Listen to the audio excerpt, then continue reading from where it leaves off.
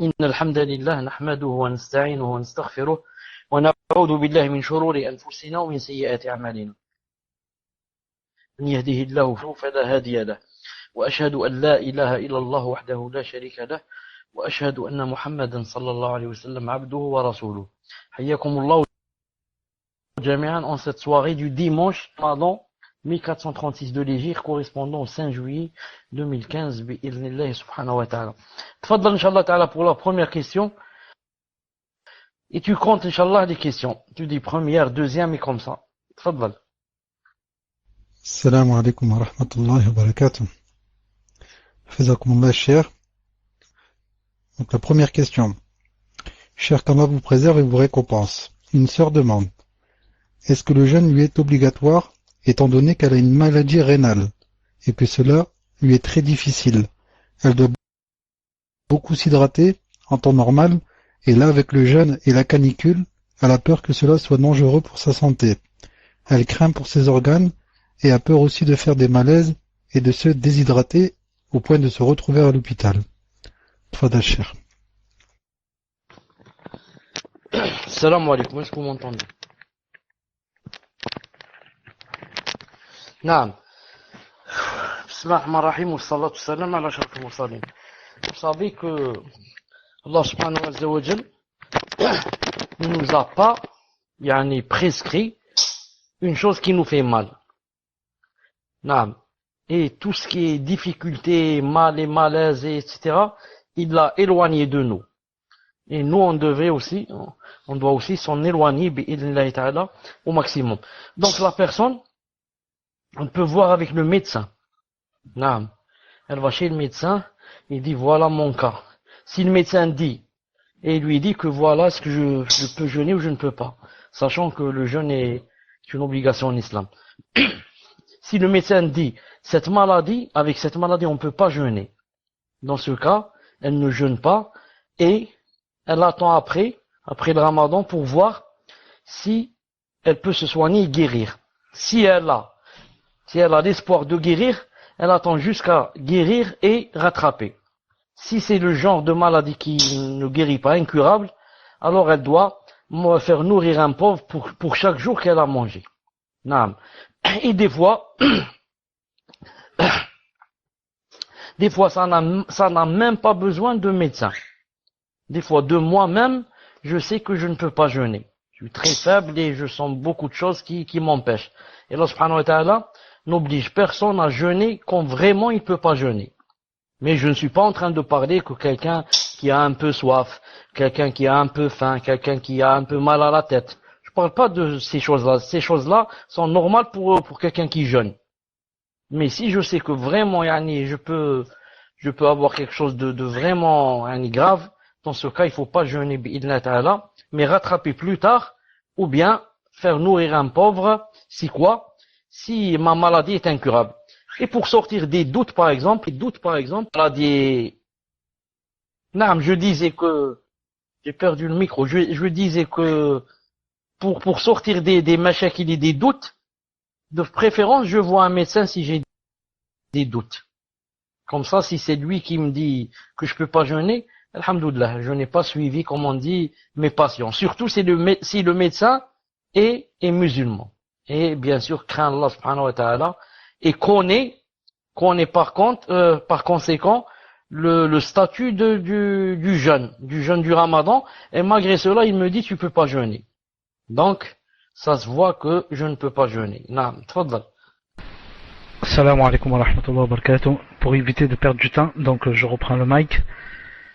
Deuxième question d'une sœur. Shir, est-il autorisé pour un malade ou une femme enceinte de rompre le jeûne une journée afin d'effectuer des analyses médicales que l'hôpital exige? Cela concerne le cas d'une femme enceinte de 9 mois qui n'éprouve pas particulièrement de gêne pour son jeûne, mais qui, lors d'une visite médicale, le médecin présent lui a imposé la réalisation d'une analyse d'urine sur 24 heures, afin de détecter le pourcentage d'une substance qui peut être dangereuse si elle est présente en trop grande quantité. Cette fameuse substance a déjà été détectée dans son urine maintenant. Reste à savoir en quelle quantité. Pour la bonne réalisation de ces tests, cela nécessite qu'on en boive beaucoup et mange, sinon les résultats seront faussés. Barakallahu fikum wa jazakallahu khairan. Est-ce que ce jeûne, est-ce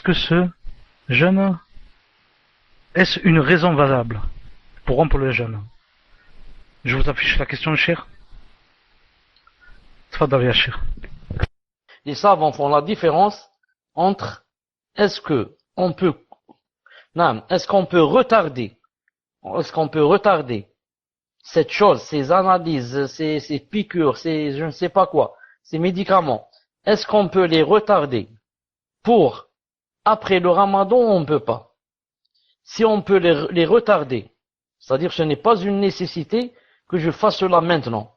Je peux retarder, surtout que par exemple maintenant, il ne reste que peut-être 10 jours là à la fin du Ramadan, il ne reste pas grand-chose. Donc si une personne peut retarder, que c'est pas grave pour elle, si elle retarde, qu'est-ce qu'elle doit faire? Elle doit retarder jusqu'à ce que le Ramadan se termine, et ensuite elle fait ce qu'elle doit faire. Mais si c'est une chose qui ne se retarde pas, c'est grave et il faut que maintenant elle fasse ses analyses, etc. Si elle fait pas, c'est grave. Dans ce cas, elle est excusée bi'idnillahi ta'ala, et après le Ramadan, elle rattrape ses jours bi'idnillahi ta'ala, si c'est le genre de personne qui rattrape. Si c'est le genre de personne qui fait nourrir les pauvres, alors elle fait nourrir les pauvres bi'idnillahi ta'ala. Donc elle voit avec le médecin, surtout musulman.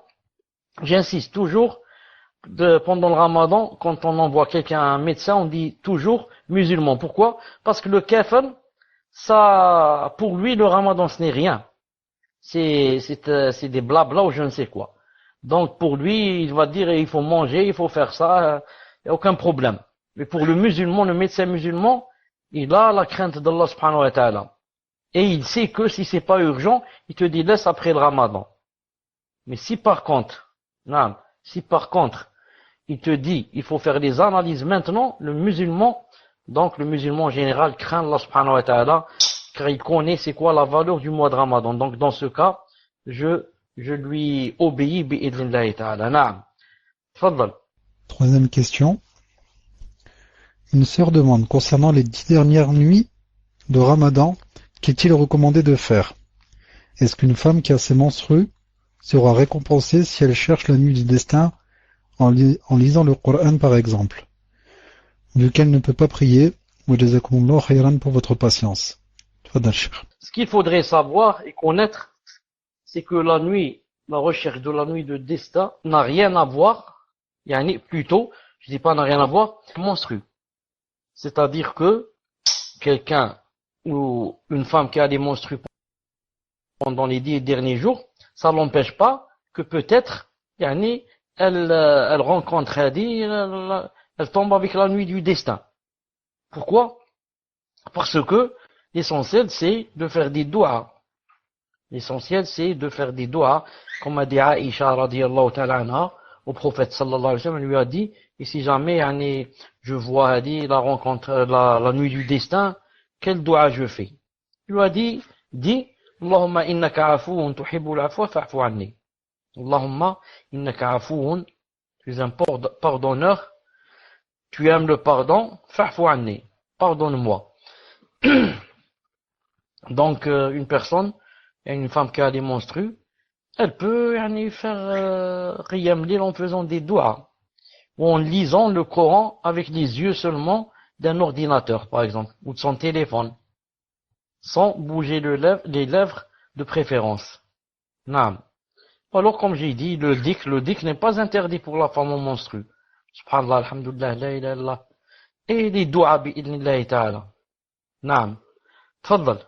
Quatrième question. Quand je me suis levé pour manger avant la prière de l'aube, par la suite, j'ai vomi involontairement, et dans l'ignorance que cela n'annule pas le jeûne. J'ai bu de l'eau quelques minutes après la prière de l'aube, en pensant que mon jeûne était annulé. Après éclaircissement du sujet, j'ai poursuivi mon jeûne. Est-il valide? Et sinon, comment le compenser? Tfadal Cheikh. Quel doigt? Whisper, je n'ai pas compris quel doigt. Si c'est la dua de Allahumma innaka afoun tuhibbul afwa fa'fu anni, pose-la en arabe ou en français ou alors les deux. D'après les moyens. Taïeb, on revient donc à la question. Une personne, quand pendant le ramadan, elle fait quelque chose qui annule le ramadan. Comme ici, cette personne, qu'est-ce qu'elle a fait? Elle a bu de l'eau. Elle a bu de l'eau. Croyons quoi? Croyons que le fait de vomir annule le jeûne. Alors que la règle, c'est quoi? C'est le hadith du prophète sallallahu alayhi wa sallam authentique. Que quiconque, naam, zara'ahu al-qay, c'est-à-dire il a vomi sans qu'il le veuille, il a dit yutim sawmahu, qu'il termine son jeûne. Et que quiconque, c'est lui qui fait sortir le vomissement, c'est lui qui est sabab pour vomir. Il a dit dans ce cas, il rattrape. Donc c'est ça la règle. Vomir se divise en deux. Le vomissement vient de lui-même. Car j'ai beaucoup mangé ou j'ai mélangé, je sens quelque chose monter, et ça va sortir de ma bouche, ça sort tout seul. Dans ce cas, qu'est-ce que je fais? J'essuie ma bouche, je peux laver ma bouche, et ensuite cracher, en faisant mon possible pour que rien ne descende dans mon ventre. Ensuite, je termine mon jeûne et je ne rattrape pas. Mais si maintenant, j'ai beaucoup mangé, j'ai mélangé, ensuite je vois que j'ai la tête qui tourne et des choses qui montent et descendent, ensuite je vais pas bien vraiment. Alors qu'est-ce que je fais? Je dis, je me vomis. Et je rentre mes doigts et je vomis. Donc dans ce cas, qu'est-ce que je dois faire? Je vomis. Ensuite, je ne mange pas ce jour-là. Et la prochaine fois, après le ramadan, je rattrape le jour. Pour m'avoir fait vomir. Maintenant, on revient à la question de la personne. Celle-là. Donc, elle a vomi d'elle-même, c'est pas elle qui a voulu vomir. Si elle connaissait le jugement, qu'est-ce qu'elle aurait fait? Elle aurait continué. Elle rince sa bouche et elle continue, c'est tout. Mais elle ne connaît pas le jugement. Qu'est-ce qu'elle a fait? Elle a bu, croyant que khlas. Alors que c'est faux. Donc, quand elle a bu par ignorance. Et toute personne qui fait un annulatif par ignorance, ou par oubli, ou par contrainte, trois choses. Ignorance, oubli, contrainte. Celui-là ne rattrape pas le jour. Ignorance, comme dans Sahih al-Bukhari, où Asma, radiyallahu ta'ala anha, la sœur de Aïcha, radiyallahu ta'ala anha, a dit, pendant, une fois, avec le prophète, sallallahu alayhi wa sallam, elle a dit, il y avait un nuage, et, on a mangé, croyant que le soleil s'était couché. Ensuite, le nuage s'est dissipé.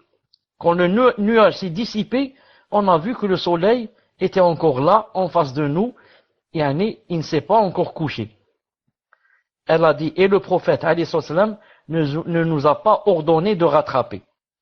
Donc, les savants ont pris de ce hadith que celui qui fait une chose par ignorance, car ici, Asma et les Sahaba, radiyallahu ta'ala anhum, ont fait ça par ignorance. Ils ont cru que c'était le Maghrib. Et ils ont mangé. Donc, c'est le même cas pour la sœur ici. Elle a cru que le vomissement, c'était un annulatif. Et elle a bu. Donc, celle-là, elle ne rattrape pas.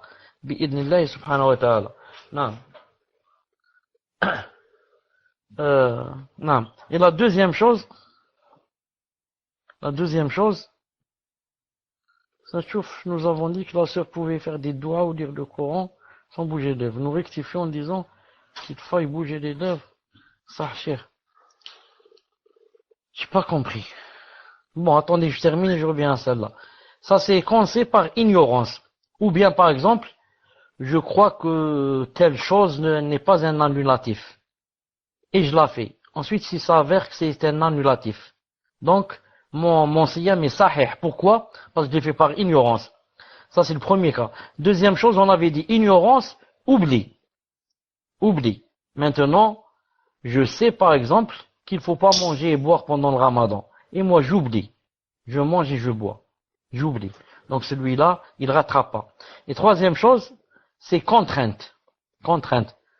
je suis en train de me rincer, de me laver les dents, avec dentifrice peut-être, et ensuite, Cher, vous avez perdu le mic.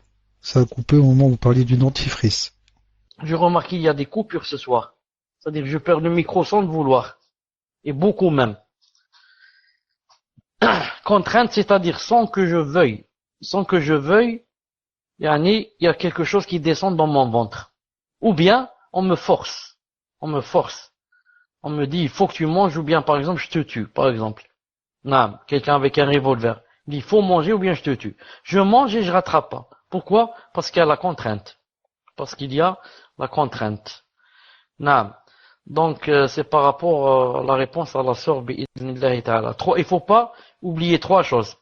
Les annulatifs n'annulent que trois choses.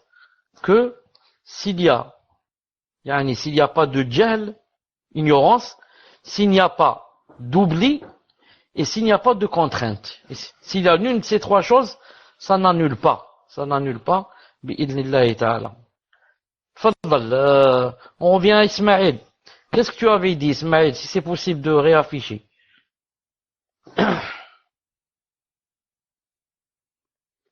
Remarque, nous avons dit que la sœur pouvait faire des doigts ou lire le Coran sans bouger les lèvres. Nous rectifions en disant qu'il fallait bouger les lèvres, ça cher. Chauffe, par rapport aux doigts, il n'y a pas de problème. Elle fait bouger les lèvres. Non, car faire des doigts pour une femme en menstrue, ce n'est pas un problème. Reste par rapport au Coran. Par rapport au Coran, non, les savants qui ont dit qu'il lui était permis de lire le Coran se sont divisés en deux groupes.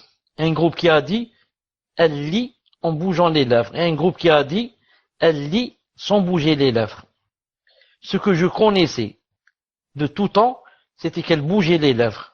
Ensuite, tout dernièrement, peut-être ça fait 2 ou 3 mois ou 1 mois, j'ai lu une fatwa d'un grand savant, des contemporains. Peut-être, Cheikh Fawzan, l'un des contemporains. Il a dit, d'accord, elle lit, mais sans bouger les lèvres. Elle lit, mais sans bouger. Elle lit seulement avec les yeux. Ça, c'est par rapport au Coran. Wallahu ta'ala a'lam. Tfaddal. 5e question. Une sœur demande. Je pars en Algérie durant 50 jours, Inch'Allah. Et je ne sais pas si je suis considérée comme voyageuse, vu que je serai chez mon père, donc chez moi, et vu la durée de mon séjour. Ma question est, dois-je jeûner lors de mon voyage et dois-je prier la prière du voyageur tout le long de mon séjour? Jazakumullahu khayran. Tfadal Cheikh. Dans cette question, بالضبط, il y a une divergence entre les savants. On a posé une question à Cheikh Ibn Uthaymin, rahimahullah ta'ala.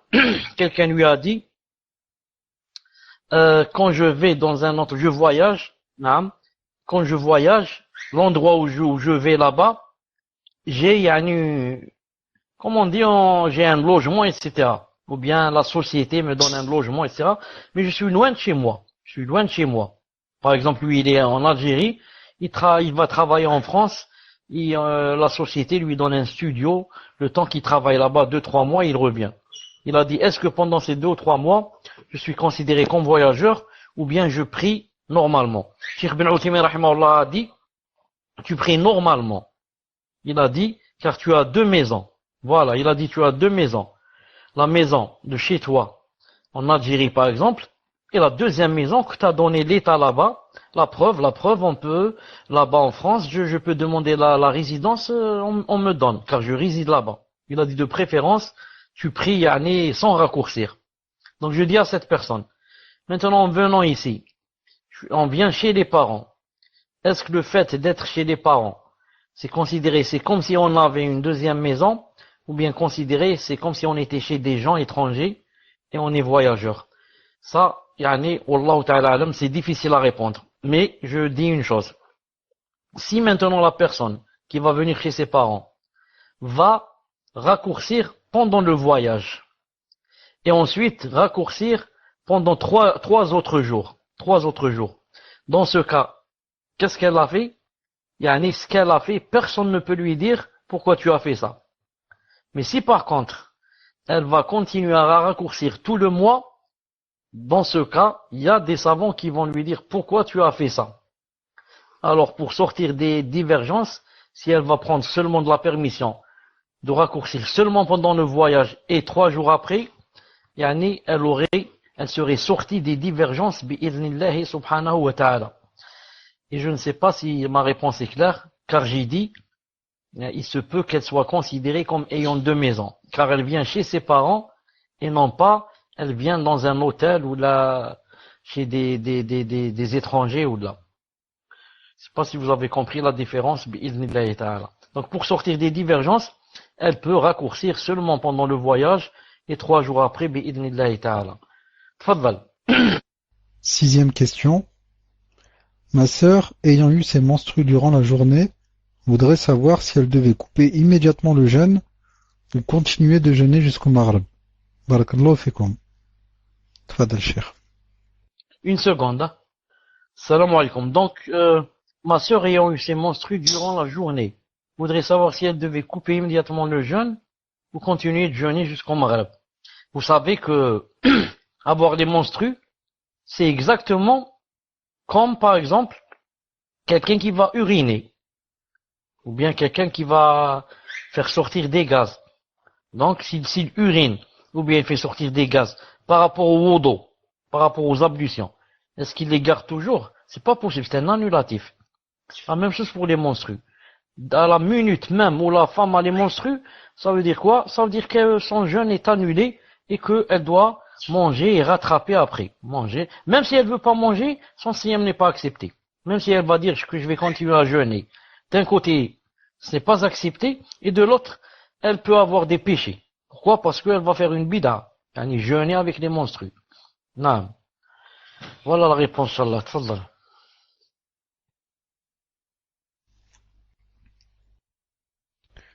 7e question. Ma femme a coupé son jeûne parce que la gynécologue lui a dit que c'était un risque pour l'enfant. Mais ma femme n'a rien ressenti de particulier, mais d'après la gynécologue, le cœur du bébé bat lentement. Le bébé a environ 10 semaines. Que doit réellement ressentir la femme enceinte pour avoir le droit de couper son jeûne? Est-ce à elle ou à son mari de nourrir un pauvre, sachant qu'elle n'a pas de revenus? Tfadal, Cheikh.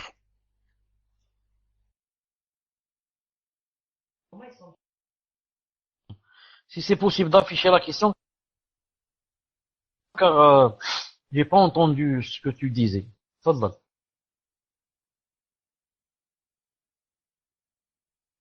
Ma femme a coupé son jeûne parce que la gynécologue lui a dit que c'était un risque pour l'enfant. Mais ma femme n'a rien ressenti de particulier, mais d'après la gynécologue, le cœur du bébé bat lentement. Non. Donc, si la gynécologue, non, c'est ça sa spécialité, et elle sait qu'il y a un risque pour le malade ou bien pour le bébé qui est dans le ventre, non, donc cette personne, qu'est-ce qu'elle doit faire? Et s'il lui dit qu'il faut annuler le siyam, donc elle mange et qu'est-ce qu'elle fait? Et elle nourrit, pour les jours mangés. Elle compte combien de jours elle a mangé ou bien elle va manger et elle nourrit pour chaque jour. Elle nourrit pour chaque jour. Si quoi? Si c'est le médecin qui lui a dit comme ça. Et pour être plus sûr, moi ce que je lui conseille, c'est ça, cette chose je la fais moi de temps en temps. Pour être plus sûr, elle pourrait réaller chez une autre gynécologue. Une autre gynécologue, et ensuite, elle compare. Si vraiment les deux disent la même chose, ça veut dire que c'est à 100% vrai. Et si la deuxième dit non, c'est pas vrai, il est normal, il n'y a rien, etc. Dans ce cas, elle prend du deuxième, qui lui dit que non, il n'y a rien, etc., etc. Donc, alhamdoulilah, elle peut jeûner. Wallahu ta'ala alam. Cher, il restait juste une partie de la question. Et est-ce à elle ou à son mari de nourrir un pauvre, sachant qu'elle n'a pas de revenus? Tfadal, Cheikh. Ce n'est pas obligé que ce soit elle qui nourrisse le pauvre. Mais c'est obligé que ce soit elle qui fasse quoi? Qui fasse l'intention. c'est-à-dire que celui qui va nourrir à sa place, si c'est son mari, ou bien son frère, ou bien son voisin, ou bien une amie à elle, il faudrait qu'elle l'avertisse d'abord et lui dise, voilà, je vais nourrir pour toi, pour que la personne mette l'intention dans le cœur. Mais si jamais l'autre va nourrir sans lui dire, ensuite elle lui dit, voilà, j'ai nourri, ça passe pas. Il faudrait que la personne l'avertisse, pour que l'autre mette l'intention. Quant à qui doit nourrir, c'est pas important. Que ce soit moi, ou mon mari, ou ma sœur, ou ma grand-mère, c'est la même chose. Tfadal. 8e question. Qu'Allah soit bienfaisant envers vous, cher. J'avais une question concernant le tarawih. J'ai vu une vidéo de Cheikh Al-Albani, rahimahullah, qui dit que le fait de prolonger le qunut et de réciter comme le Coran était une innovation. Et lorsque je me rends à la mosquée, c'est ce qui se passe. Je voulais savoir comment dois-je agir face à cela. Car le souci, c'est que d'entendre le qunut récité comme cela est plaisant. Cela signifie-t-il que j'ai également fait de l'innovation en trouvant cela plaisant? Et dois-je quitter la prière lorsque l'imam fait cela, ou seulement désavouer cet acte avec mon cœur? Jazakumullahu khayran. Tfadal Cheikh.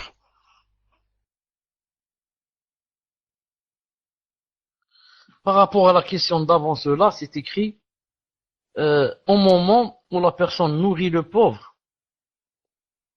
Au moment où la personne nourrit le pauvre, je dis, ce n'est pas obligé que ce soit au moment, mais il faudrait que ce soit avant qu'il le nourrisse. C'est-à-dire que moi maintenant, par exemple, la femme dit, le mari de cette femme lui dit, par exemple, voilà, c'est moi qui vais nourrir pour toi. C'est moi qui vais nourrir à ta place. Khlas, ça suffit, je lui dis d'accord. Donc j'ai mis l'intention. Maintenant, si mon mari va nourrir demain, ou là dans 3 mois, ou là dans 6 mois, c'est pas important. L'essentiel, j'ai mis l'intention que mon mari va nourrir à ma place. Voilà ce que je veux dire par l'intention. Non, ça veut pas dire que au même moment et à la même minute. Je veux dire par là que la personne, non, avant qu'on nourrisse à sa place, il faudrait qu'elle soit au courant. Taïb, reste par rapport, voilà, il faut être averti. Être averti, averti et consentant. Averti et consentant. Et j'accepte que cette personne, je lui dise oui, nourrir à ma place. Par rapport à quand on va au tarawih et qu'on trouve comment il s'appelle, le récitateur en train de faire des doigts avec, comment qu'il a dit ça? Une seconde, je vais voir comment qu'il a dit ça. Il a dit, prolonger, de le réciter comme le Coran. Voilà. En psalmodion, ça. En psalmodion, c'est vrai. Donc, au point où des fois celui qui connaît pas bien le Coran, il croit qu'il est en train de lire du Coran. Comme tout à l'heure dans la mosquée, quelqu'un m'a dit la même chose. Il m'a dit, on va dans certaines mosquées, le récitateur, c'est comme s'il lisait le Coran. Au point où si quelqu'un connaît pas bien le Coran, il va croire qu'il est en train de lire du Coran. Donc, dans ce cas, comment qu'on fait? S'il y a une mosquée proche de cette mosquée, où il y a quelqu'un qui lit normalement, je vais dans la deuxième mosquée. Si maintenant il n'y a pas il n'y a pas une mosquée proche, et que je suis obligé de prier dans cette mosquée, l'autre est loin, ou bien les deux ils font comme ça. Donc dans ce cas, je prie avec celui-là, et c'est lui qui a les péchés, pas moi. Moi je me désavoue dans mon cœur. Dans mon cœur, je suis pas content de ce qu'il est en train de faire. Et c'est lui qui a les péchés, comme a dit le prophète sallallahu alayhi wa sallam. Il a dit yusalluna lakum. Ils vont vous guider. Il a dit fa'in ahsanu falakum wa lahum wa in asa'u fa'alayhim wa lakum. Il a dit à certains, vous allez vivre un certain temps où des gens vont vous guider. Il a dit, s'ils font bien, c'est pour eux et pour vous. Et s'ils font mal, c'est pour vous et contre eux. Alhamdulillah. Dans tous les cas, celui qui est guidé, il est gagnant. C'est pas comme l'imam. L'imam, des fois, il gagne et des fois, il est perdant. Naam. Tfadal. Naam, cher. Donc, Smaïl a écrit, On vous demande une précision chère par rapport à la question sur la prière du voyageur pour la sœur qui va voyager vers l'Algérie. Elle a très bien compris pour la prière, mais elle vous demande pour le jeûne. Donc, concernant le jeûne, doit-elle le rompre ou doit-elle jeûner? Tfadal Cheikh. En fait, le jeûne et la prière, ça marche ensemble. Si je suis voyageur, ça veut dire j'ai le droit de raccourcir et le droit de ne pas jeûner. Si je ne suis pas voyageur, je n'ai ni le droit de raccourcir, ni le droit de ne pas jeûner. Donc ça marche ensemble, bi'idhnillahi ta'ala. Naam. Tfadal. 9e question. Quel est le meilleur temps de prière de nuit pendant le mois de Ramadan? Est-ce Tarawih ou Tahajjud? Barakallahu fikum. Tfadal Cheikh. Si l'imam, naam, s'il y a un imam qui fait salat tarawih après salat isha, et que la personne prie derrière l'imam jusqu'à ce que l'imam dise, yani jusqu'à ce qu'il fasse le witr. Ensuite, moi je fais le witr avec lui. Dans ce cas, c'est la meilleure des salats, à cause du hadith du prophète sallallahu alayhi wa sallam, Man qama ma'a imamihi hatta yansarif, kataballahu lahu qiyam layla.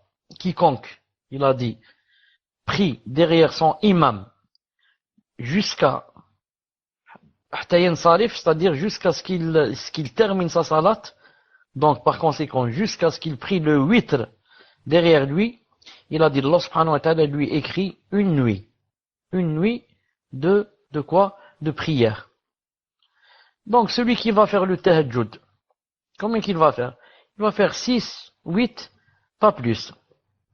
Et maintenant s'il a prié avec le imam, il a fait le witr. Non. S'il a fait le witr, c'est déjà alhamdoulilah. Il y a des gens qui font pas le witr. Et il dit, comme ça, je vais profiter pour faire le tahajjud. Je lui dis, ça c'est une grande faute. Pourquoi? Premièrement, tu n'as pas fait comme ce qu'a dit le prophète sallallahu alayhi wa sallam, qui a dit que celui qui reste avec son imam jusqu'à ce qu'il fasse le witr, naam, toi tu n'as pas fait ça, tu es parti. Et la deuxième, il a dit, il aura comme récompense, Allah Ta'ala va lui écrire, c'est comme s'il avait prié toute la nuit. Naam. Il lui écrit la nuit de prière complète. Donc toi qui n'as pas voulu faire le witr avec le imam et qui est parti, combien tu vas prier dans tahajjud? 4, 6, 8, 10, 12 maximum, ou la 20 maximum, disons. Est-ce que 20, ça suffit par rapport à celui auquel Allah Ta'ala a écrit la prière de la nuit complète? C'est pas possible. Non, c'est pas possible. Donc celui qui a prié avec l'imam et a fait le witr, il est mieux que celui qui n'a pas fait le witr et qui croit que en allant prier que le tahajjud, que il aura beaucoup de récompenses. Quant à la deuxième des quant à la personne qui va dire, je vais faire les deux, c'est-à-dire je fais le salat tarawih et la nuit je vais aussi prier le tahajjud. Ou alors je ne prie pas le witr et je vais prier aussi le tahajjud et quand je termine le tahajjud je fais le witr. La règle c'est quoi? En général la règle c'est les sahaba radiyallahu ta'ala, le prophète alayhi salam n'a pas fait le tahajjud. Il a fait le tarawih pendant 3 nuits. Cheikh Al-Albani rahimahullah ta'ala a dit grouper entre les deux c'est bid'a. Comme ça il a dit. Il a dit grouper entre tarawih et ensuite faire aussi tahajjud. Il a dit c'est bid'a. Naam. Cheikh Fawzan rahimahullah a dit si quelqu'un après avoir prié par exemple le tarawih et a dit je vais prier tahajjud, il a dit on lui dit pas ne prie pas, il a dit l'amr wasi', c'est-à-dire il est libre, laisse-le s'il veut prier.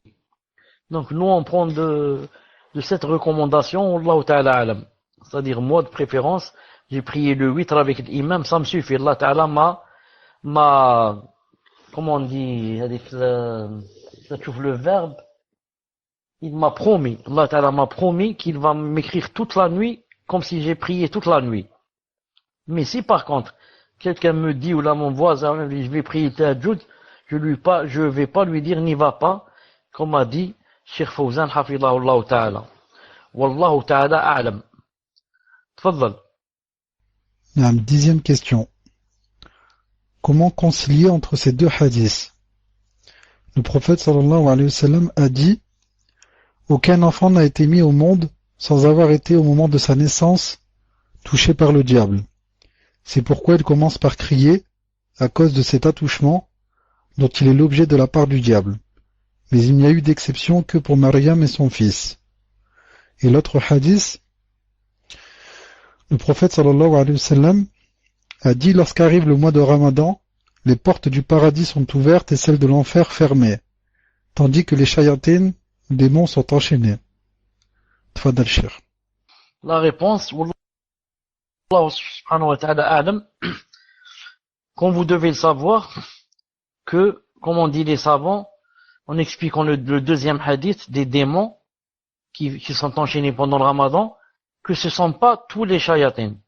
Ce sont les grands chefs, les démons, et non pas les gens de la masse, les shayatines de la masse. Les shayatines eux-mêmes se divisent, disons, en deux groupes. Les shayatines de la masse et les gourous, les grands chefs. Al-marada, on dit en arabe. Ce sont ceux-là qui sont enchaînés. Mais les autres, les shayatines de la masse, ils sont toujours présents. Et donc, quand quelqu'un est né, ils lui font cet attouchement. Donc, il n'y a pas de contradiction. Bi'idhnillahi subhanahu wa ta'ala. Tfaddal. 11e question. Est-ce qu'il faut lire le Coran en français et en arabe, ou pouvons-nous uniquement le lire en arabe pendant le Ramadan? Tfadal Cheikh. Ce qu'il faut savoir, c'est que quand on lit en arabe le Coran et quand on le lit en français, ce n'est pas la même chose. Et qu'en arabe, on a pour chaque lettre, on a 10 récompenses. Et il n'y a pas cela par rapport au français. Mais quand tu lis le Coran en français, Allah Azza wa Jalla donne à la personne des récompenses. Pourquoi? Pour les efforts que la personne fait pour comprendre le din. Car le Coran, il n'y a pas de Coran en français, il y a le Coran en arabe. Il n'y a pas quelque chose qui s'appelle Coran français. Ça, c'est traduction. Mais c'est pas le Coran. Le Coran, c'est Kalam Allah subhanahu wa ta'ala qui est en arabe. Il faut qu'il soit en arabe pour qu'il soit Coran. Al-Muhim. Donc, il faut faire la différence entre quand je lis en arabe et que j'ai pour chaque lettre 10 hasanat, et quand je lis en français, qu'Allah ta'ala me donne comme ça des hasanat, mais pas 10 pour chaque lettre. Je ne sais pas combien qu'il va m'en donner. Donc, je dis aussi, ce n'est pas interdit de lire en français si je veux comprendre ce que je suis en train de lire. Non, ce n'est pas interdit. Par exemple, je lis un passage en arabe, ensuite, par exemple, je vais lire en français pour comprendre ce que j'ai lu. C'est permis.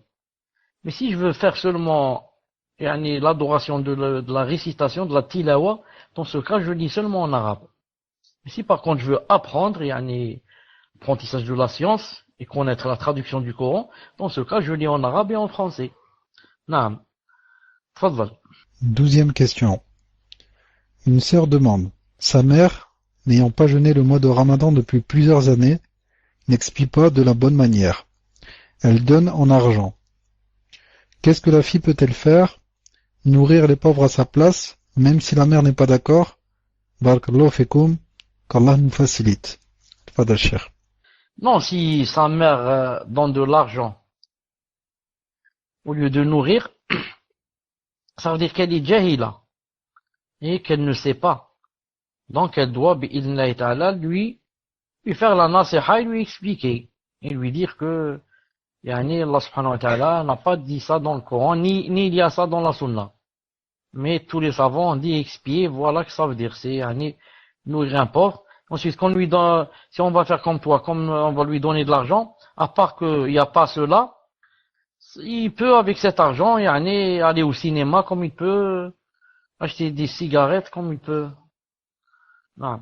C'est pour cela que on doit lui donner de la nourriture. Maintenant, si elle n'accepte pas, elle dit moi je m'en fous, là, je prends pas de cet avis ou là, je ne suis pas obligé de nourrir à sa place. Je ne suis pas obligé de nourrir à sa place. La sœur a déjà fait un nasiha, elle l'a fait, c'est possible, mais la mère ne l'accepte pas. Classe. Naam, tu as fait, je dis à cette sœur, tu as fait ce qu'il fallait faire. Maintenant, tu ne peux pas l'enchaîner et l'emmener de force à ce qu'elle aille nourrir. Maintenant, tu as fait devant Allah subhanahu wa ta'ala ce qu'il fallait faire. Maintenant, c'est à elle de revenir vers le haqq. Si elle ne veut pas revenir, c'est elle qui en sera responsable yawm al-qiyamah.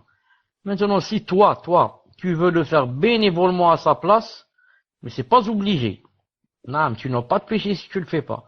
Tu veux le faire bénévolement, ça c'est autre chose. Et encore faut-il qu'elle te donne le consentement, comme on a dit tout à l'heure.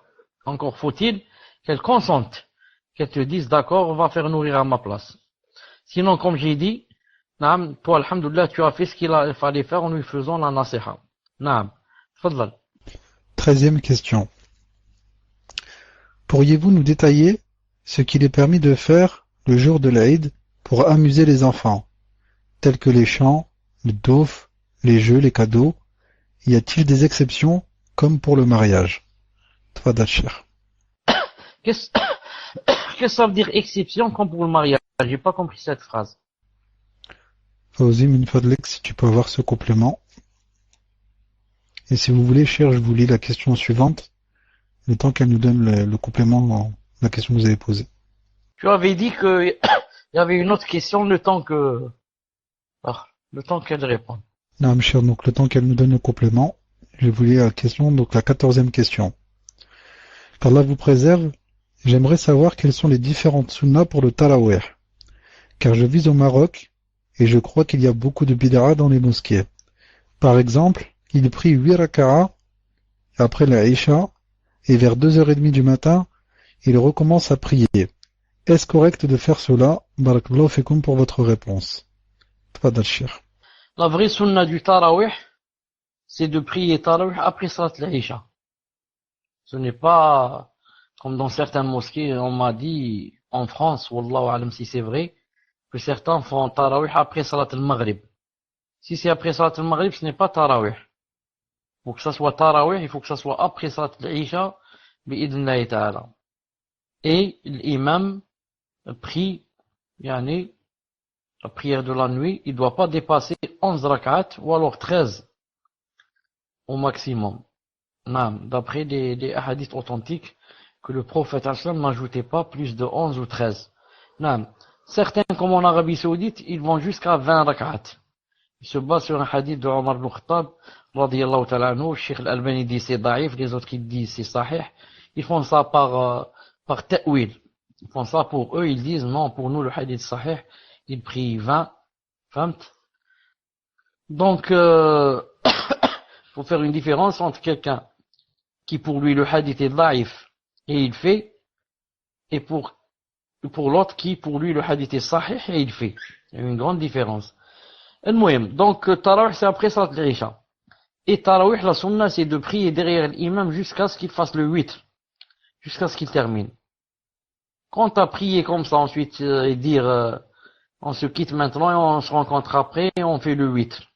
Et on fait tahajjud et on fait le 8. Je ne connais pas ça dans la sunna.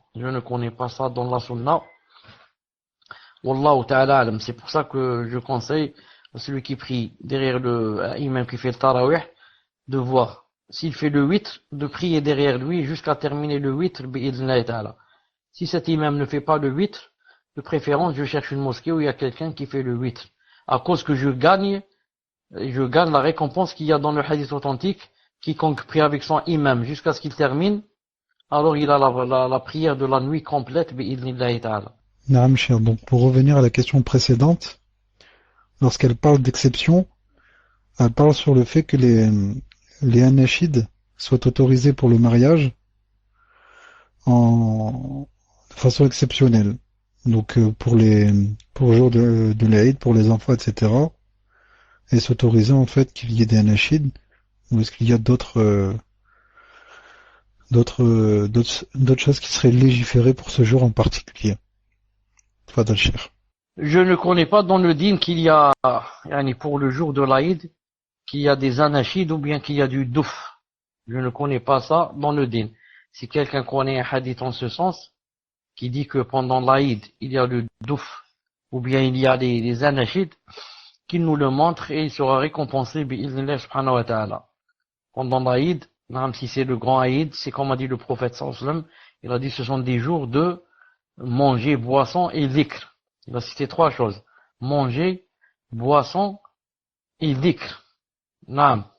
Ça c'est pour le grand Aïd. Si c'est pour le petit, ce que je sais, c'est qu'il y a, on se rencontre et on dit taqabbalallahu minna wa minkum. Naam. Et il y a le takbir, etc. Naam. Mais le douf et les anachid pendant c'est pas pendant l'Aïd, je ne connais pas ça, bi'idhnillahi ta'ala. Mais pendant l'Aïd, il y a des enfants qui se rencontrent et qui jouent et qui s'amusent entre eux. Ou là, ce n'est pas interdit, bi'idhnillahi ta'ala. Mais je ne dois pas leur apprendre des choses, que j'invente de ma tête, spécialement pour l'Aïd. Ils vont croire que pendant chaque Aïd, donc il y a le douf et il y a des anachides, et je dois les emmener dans tel et tel endroit, et ils vont croire que c'est comme ça, ça doit se passer pendant l'Aïd. Donc de préférence, je les laisse sur la sunna. Que l'Aïd, il n'y a rien de spécial, à part les choses qu'il y a dans la sunna, bi'idhnillahi ta'ala. Wallahu a'lam. Tfaddal. Naam, cher. Donc, 15e et dernière question. Je suis un frère qui a commis plusieurs péchés durant une journée du mois de Ramadan. Je n'ai pas su baisser le regard, j'ai parlé avec une femme, et de plus, j'ai prononcé plusieurs injures. Par la grâce d'Allah, je me suis repenti. Et je redemande à Allah de me pardonner. Ma question est la suivante. Mon jeûne est-il toujours valide? Et sinon, comment le compenser? Tfadal, Cheikh. Donc je suis un frère qui a commis plusieurs péchés durant une journée de mois de Ramadan.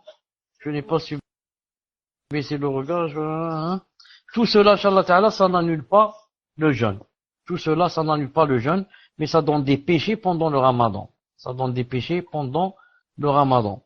C'est pour cela que la personne, comme il a dit ici, doit faire tawba et demander à Allah subhanahu wa ta'ala pardon, etc. Mais ça n'a rien à voir avec le Ramadan. Le Ramadan, c'est manger, boire, ou bien s'approcher du conjoint. S'approcher du conjoint. Mais si maintenant on parle sur quelqu'un, ou bien on voit quelque chose de haram, ou bien on dit quelque chose qui mal placé comme on dit, tout cela bi'idhnillahi ta'ala n'annule pas le siyam, sauf bien sûr si on dit du kufr, si on insulte l'islam ou je ne sais quoi, insulte Allah, ça on devient mécréant, pas seulement on annule le Ramadan. Naam. Voilà, Inch'Allah ta'ala, la réponse, Wallahu azza wa jal a'lam.